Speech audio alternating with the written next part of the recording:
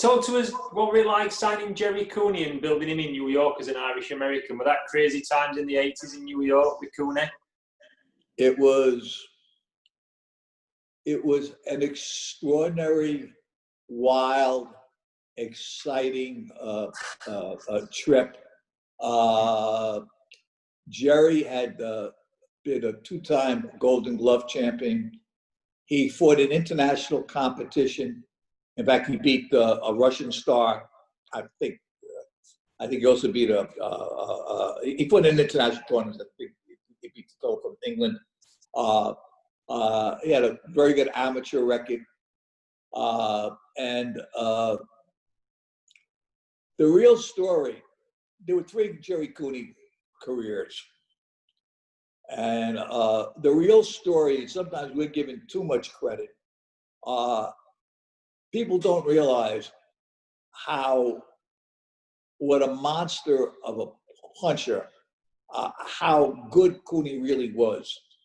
There were 3 Cooneys. There was the Cooney up until through the Norton fight, the one who destroyed Dino Dennis, the one who did a job on Jimmy Young like nobody ever did. Incidentally, if you ever take a look at Jimmy Young's record, after Cooney did to him what no man did to him, and look at the unbeaten streak of the guys he fought that he beat, you'd realize how much Young had left. And the night he fought Norton, we had signed at that time to fight the winner of Cobb Norton. And Cobb at that time wasn't the Cobb that fought Larry Holmes. He had just stopped or knocked out Shavers. He was considered a real incredible win. What? Which was an incredible win. By Randolph Tex Cobb. Yeah, it was. And at that time, they were talking about him about being a prospect. They fought. Norton won the decision. We fought Norton. And I got to tell you something. The Cooney that destroyed Young and knocked out Norton in 54 seconds. I don't know if anyone could have beat him. Unfortunately, after the Norton fight, there was never the same Cooney. Let me just say that there were challenges developed, demons. The Hollywood crowd came around. He tore the rotator cuff in his left shoulder. We were originally scheduled to fight in March. I had a huge fight with King because Cooney was still hurt, and we postponed it. He was supposed to have a 10-round exhibition with Bugner. I had to postpone it. So when he fought Holmes, he was okay in training, but we had to be very careful because of the shoulder. But he wasn't sending sparring partners, frankly, to the hospital the way he had done and always in the past. And he fought a great champion. You know, with all due respect, Holmes was a great champion. And the Spinks fight, frankly, forget about the Spinks fight. Okay, there the demons were so big that he was a shell. Okay, in other words, he wasn't anything close to the guy that fought Holmes, and wasn't on the same planet to the guy who fought Norton or destroyed him. So recently we did was that a lifestyle thing, Dennis? Was that a lifestyle? Was that a lifestyle thing, or just the people who were hanging around with, or desire? What do you think it was? Well,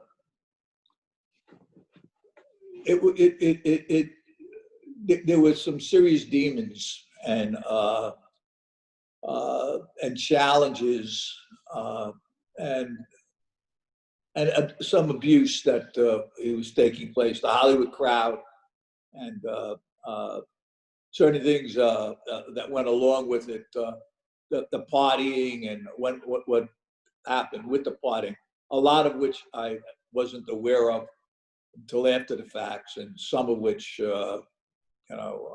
I never even thought that in training camp there'd be anything going on. And after the fact, I heard some things that had me, that I didn't believe for years, but now I. Was that the drink and drugs problems that he had, which he's been very Gerry Cooney was over in the UK last year. He's been very open about his past, and especially he was saying like the Spinks fight, because I remember the Spinks fight because we at the time when the Spinks fight happened, that was our 6 weeks holiday, and we was in our school holiday. We was in La Rochelle in France, and I was a big Michael Spinks fan. I love Michael Spinks, but I was still nervous because of the size of Gerry Cooney, and Michael Spinks at that time, he beat Holmes twice. The second time, I'm not too sure where he beat Larry Holmes, but then he fought Stefan Tankstead, who was the former European champion. He knocks him out, and then he was in with Gerry Cooney, and I was like, you can't be Gerry Cooney, regardless that Gerry Cooney's only lost to Larry Holmes, but Gerry Cooney had that big left hook, and you're still a light heavyweight. I remember because of that fight, like, at the time, Michael Spinks was the IBF champion, and he gave up the crown. So maybe you and Butch Lewis did the deal to make that fight. Well, I'll tell you something nobody knew. Okay, that a couple of things, which maybe you're aware of now. When he was stripped of his title, Spinks, and dealing with Lewis was a real challenge. Okay, I could imagine. Okay, to say the least. And when Cooney went on Howard Cosell and said the only man he would fight would be Spinks at that point, was I then became captain. So I didn't have the leverage of doing what I did between the Weaver and the Holmes fight. And I always wanted to fight Weaver anyhow. But put that aside. The Spinks fight, well, first of all, no one knew that I also had managed, okay? I kept this from Butch because I was using it a little bit as leverage, okay?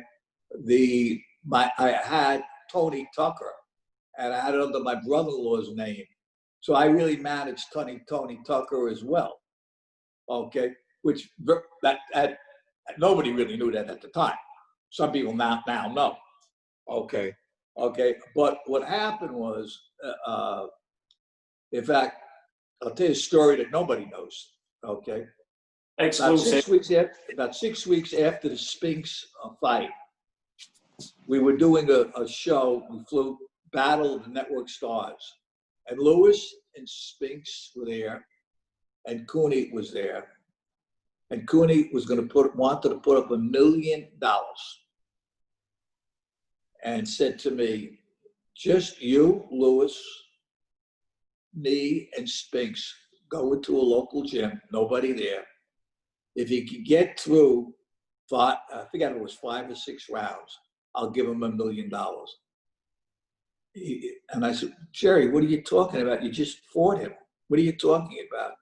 He said, you know. And frankly, at the point, I didn't really know, okay? I know that Spinks told someone that Cooney hit him with a body shot. First of all, Cooney cut him.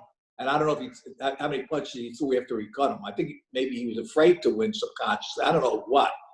But also, he hit him with a body shot, and it stopped Spinks in his tracks. And he didn't follow up. And all of a sudden, Spinks that was let me go after him. Yeah, that was in round 3. I used to watch that fight every day as a kid. Like every day after school, I'd watch that fight. And it was like, when you had part of Tony Tucker, because Tony Tucker picked up the IBF crown that Michael Spinks vacated. What do you think would have happened if Michael Spinks and Tony Tucker fought? Tucker would have beat him. You think so? Absolutely, 100%.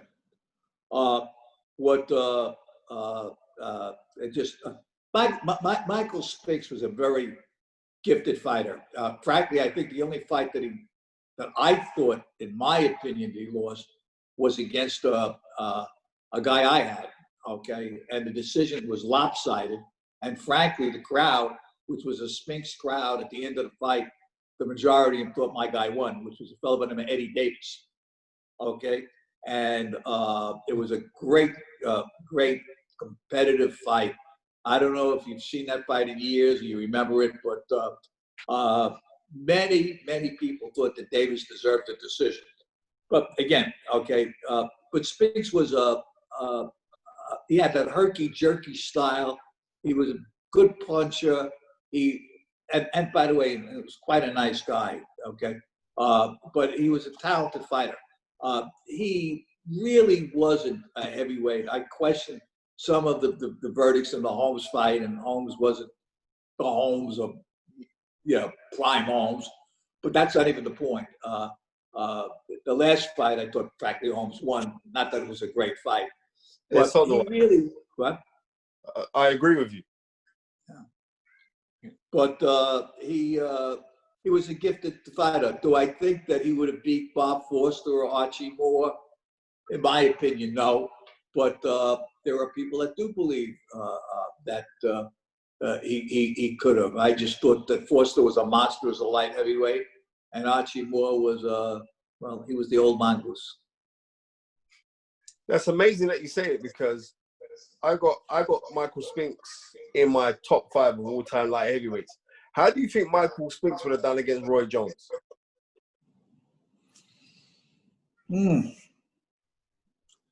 That would have been a very interesting fight. I from the top of my head, I can't give you an answer on that, because I would really have to think about it and analyze that one. That would have been very interesting. Spinks had the height and had the reach. A lot of people with Jones forget the different careers of Jones. Primetime Jones and Jones when he no longer had it. And too many people remember, him being around too long. So yes, unfortunately. But Roy Jones in his prime was something spectacular. Wasn't he? Yeah, Roy Jones in his prime was something spectacular. And another thing, because you were speaking like when you were a kid and you got introduced to Sugar Ray Robinson, and you got to see Sugar Ray Robinson versus Rocky Graziano, people seem to forget that Rocky Graziano knocked down Sugar Ray Robinson. Knocked him down. Yeah, and you were there. That's mad. That's crazy. Yeah, it was only this. I was 7 years old. It was the second professional fight that I had seen. But I always liked Robinson, but I was 7, and I from that point on, I had idolized him my whole life. Okay, to me, he was the greatest fighter, talent-wise, that ever lived. But it was a shock. And Graziano Graziano had a good right hand, but I mean, to compare, when people make comparisons of fighters to Sugar Ray, I like to use the analogy. It's like comparing a beautiful new Rolls Royce to a broken down old Chevrolet.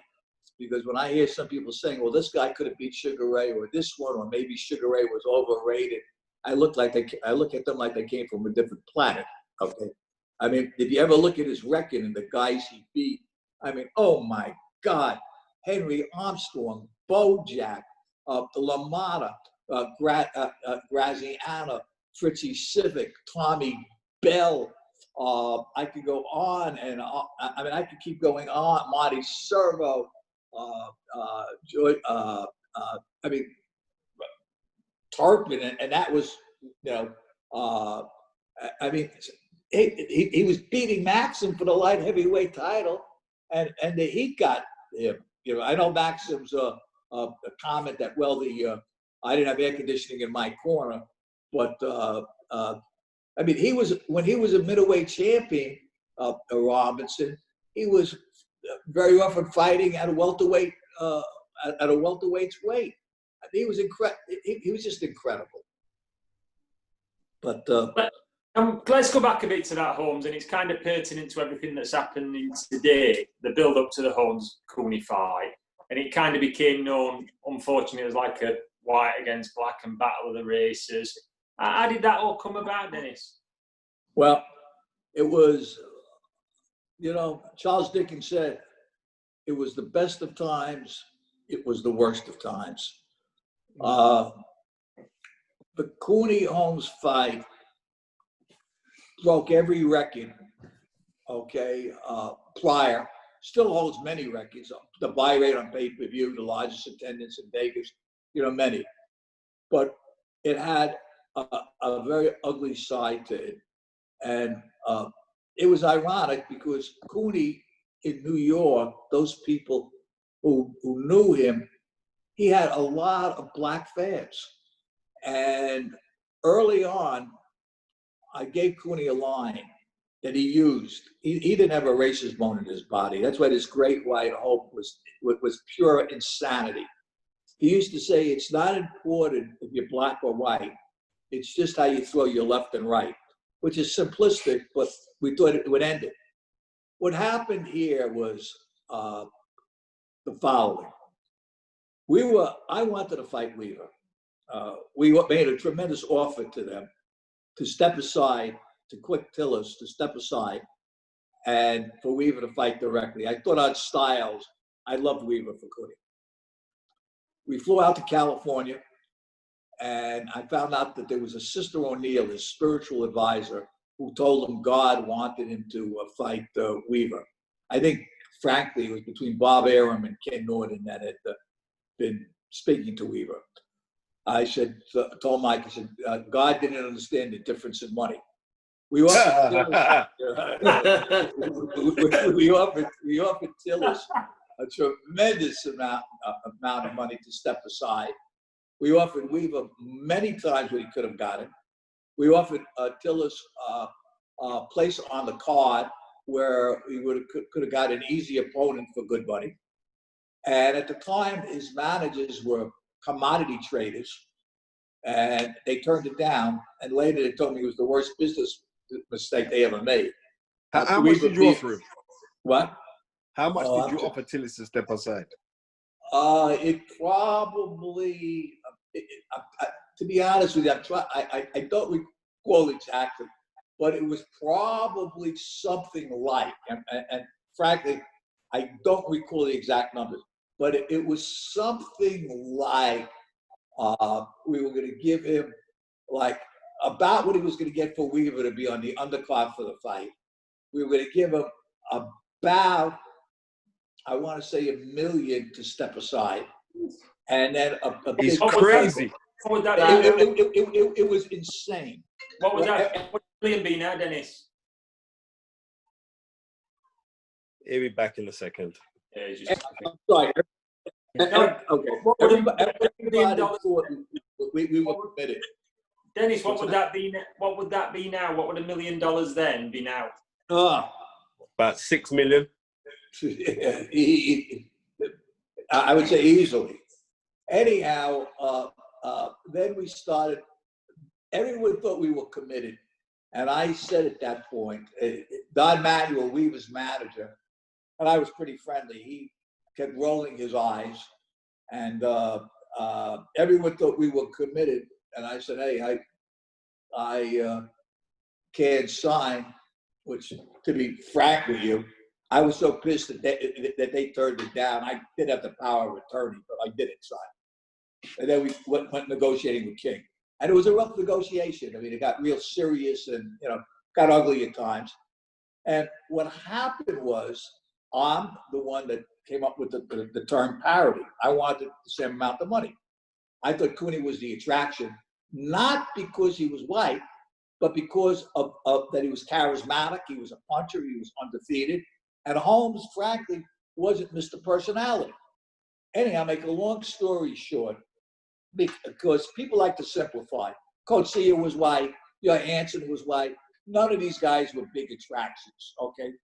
However, the fact that Cooney was a puncher, was from New York, and frankly, he was marketed very well, added things. Larry Holmes at the time, we didn't get along, to say the least. And he had this jealousy of Muhammad Ali. And then Sugar Ray Leonard became boxing sweetheart. And Sugar Ray, as you know, was black, wasn't white. So he couldn't say it was black or white. Now all his frustrations came out, okay? And him and King, okay, were drumming the black and white. And I got to tell you something. It got to a point, well, when I first negotiated with King, King was able to get to my associates, because they're talking a lot of money. And me and him, we almost got streaked. I mean, that's how he once brought Jesse Jackson in, who I admired him, in Chicago. And he said, I want to thank you for the position, not sending Cooney to South Africa for apartheid, by the way, which King did under a different corporation, send Greg Page. But anyhow, he was telling me to fight Gerry Coetzee. That's right. And he said to me, Dennis, if you allow Cooney, who's white, to get the same amount of money, you'll be causing retarding the civil rights movement. And I said, Reverend Jackson, we're not talking black, we're not talking white. This is strictly green. And that's the only color that Don King knows. He could care less about the civil rights movement. Make a long story short, when I first negotiated with King, he thought the reason he couldn't get to me, maybe I was a bigot. He is so smart and was so slick. He did backgrounds on me and found out I was almost lynched by the Ku Klux Klan. That's when he brought Jesse Jackson in, thinking that overture, you follow, would change things. So I called him one day. This is when I said, first of all, not only is it morally reprehensible to keep pounding away at Holmes in particular, the black, the white, this, that. I said, number one, it's morally reprehensible. Number two, financially, it's insane because you're going to scare people away from going to closed circuit thinking that this is going to become a thing. And unfortunately, it became ugly. You know, you have racists on both sides. You had white racists, you had black racists, and then you had most of the people. For example, when I was a kid, I told you I loved Sugar Ray Robinson. I didn't care if Sugar Ray fought a white guy, a brown guy. I always rooted for Sugar Ray Robinson. Many boxing fans will be attracted to a style, a personality of a fighter. Then you're going to have some people that are haters, that automatically, some will go for a guy because he's the black guy, some will go for a white guy. I'd like to think that isn't the majority of people, but you know, I don't know. It unfortunately created a lot of chaos, a lot of havoc, and a lot of very unpleasant things. And it's funny because, frankly, I had said something in the corner, which for years people misconstrued. And it was, I said, American needs you. And people thought that I was making a reference to race. And the reality was one of the things we were talking about is it had something to do with retarded kids and Holmes, and something that he did. And we felt that Holmes was not a Muhammad Ali, it wasn't Sugar Ray Leonard. At that time, now he's mellow and he's a much nicer guy. You take him out of Easton, he was a different guy. I would have said anything in this world I said something about Gerry's father who had passed away, to try to get any ounce out of him, okay, him. But when people would interpret American Egypt mean that I was talking about race, this was as alien to me as if a Martian was sitting right here at my table talking to you guys. But hey, unfortunately, there was some ugliness and there were problems between the camp. Yeah, but do you think it didn't help much? Is like in the dressing room, and this is true, that you had a phone put there for if Gerry Cooney had won, that he would have spoken directly to Ronald Reagan as the president. That's all BS. That's bullshit. Complete bullshit. So it's such bullshit. You know, times I've heard this. I'll tell you who did call. Okay, there was a call. We didn't put the phone in there. There was a phone in there. Okay, Senator Ted Kennedy called. Okay. Who, by the way, was the liberal lion of the Senate. And this had absolutely nothing. He had met Cooney once for a short period of time, and they had gotten along, and he expressed something. But every time I hear about Reagan calling us up, or I got another one for you. The announcer announced Holmes before he announced Cooney. Okay. Yeah, but what was that all about? Because you got me. I'm clueless about that. Okay. You think that was Don King as well, trying to hype it up a little bit more? No. I think that I think the moment may have got to the announcement. I'm guessing like you are. Okay, zero idea.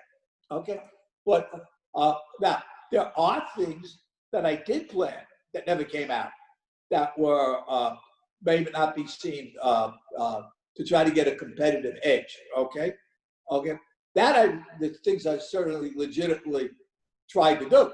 Okay. It had nothing to do with race, and it had nothing to do with announcing, and it had nothing to do with a phone. Okay. However, okay. I mean, I can't tell you how many times just recently someone said I became active in Facebook while we were having this, we were isolating and staying home, and so said, oh, and Reagan called up Cooney. Never happened. I mean, it's a myth of myths. But like, allegedly, was it like both fights received $10 million? Yes. So actually, Cooney wound up with more. Right. Okay. That because ridiculous. Well, let me tell you why. 982. Well, let me tell you what, if I may. Number one, okay, what I did, another quick anecdote for you. I had spoken to Holmes before the fight. I had told them I was going to send out auditors to every closed circuit location to get into the box office. Pay-per-view was, by the way, our buy rate on pay-per-view was 46%, which was the greatest record ever. But it sounds better than it was because the universe was only about 2.7 million homes that had it. Some of them had traps that they used pay-per-view. So it was primarily a closed circuit.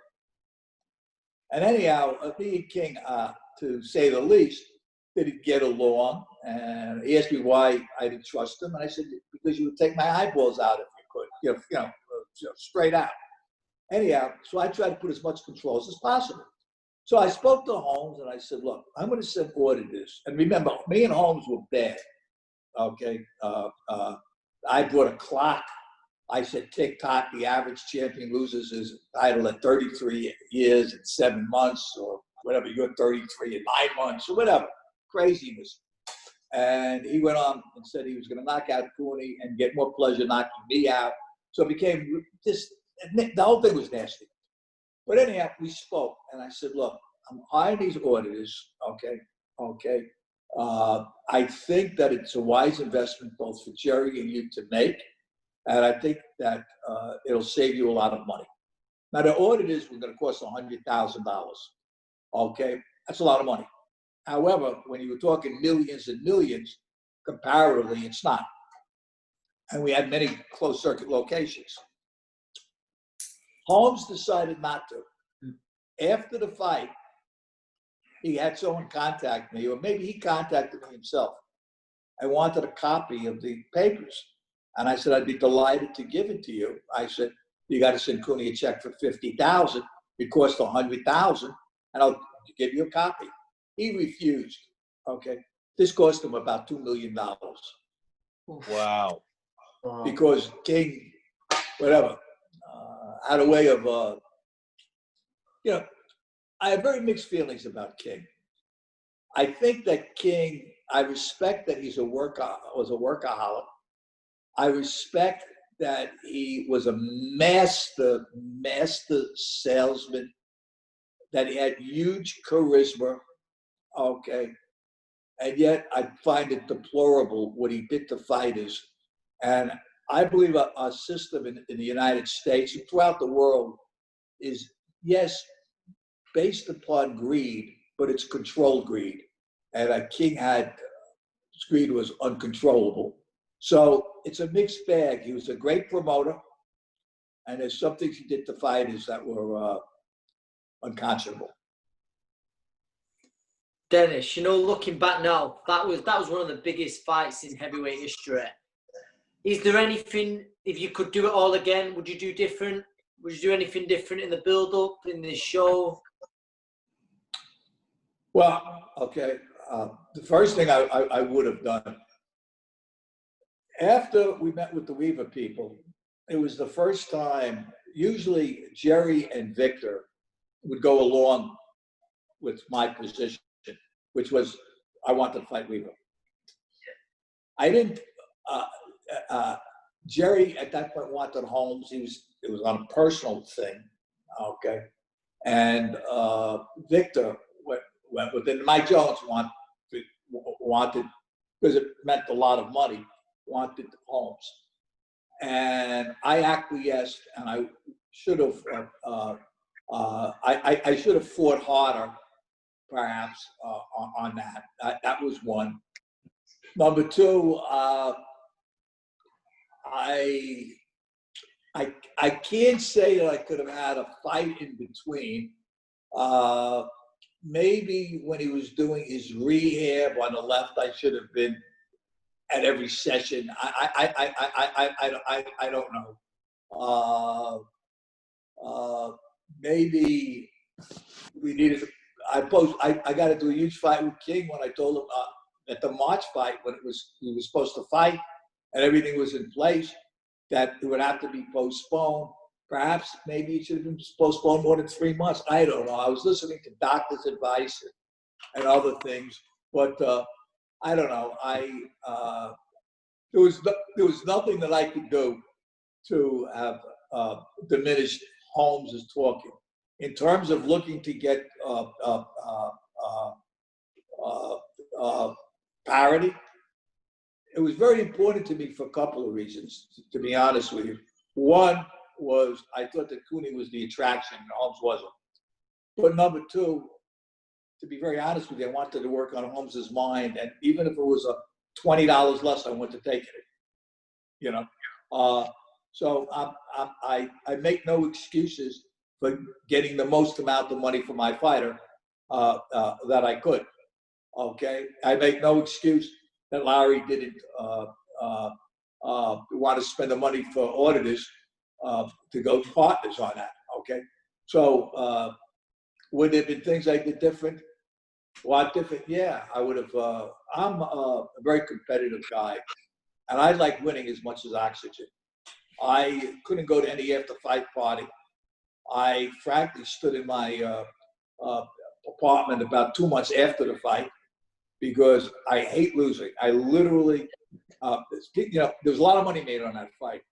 I wasn't celebrating the dollars, okay? And I like money as much as anybody, but I love winning. I can't tell you how much I love, and to this day, I'll go from the womb to the tomb. I'll always be the same. I give you a 4-round fighter. If he loses, I take it very personally. Yeah. Sometimes I'm overly protective of fighters. I hear people saying, "Why did Cooney become more active after the Holmes fight?" He had $13 million. Well, yeah, but in addition to that, frankly, what wound up happening was we were offered tremendous fights. Why would I, as a manager, want to keep a fighter that was still an attraction, that HBO was offering big money for him to fight Tate? And frankly, at that point, the Tate would have been a pretty easy fight for him, okay? And they would have almost, they really wanted him. He represented them still getting big ratings. And there was nothing I could do to get him back there. There were times he was supposed to go back into the gym, and unfortunately he didn't. And nobody kept him inactive, okay? He kept himself inactive during that period. And frankly, he did take it hard.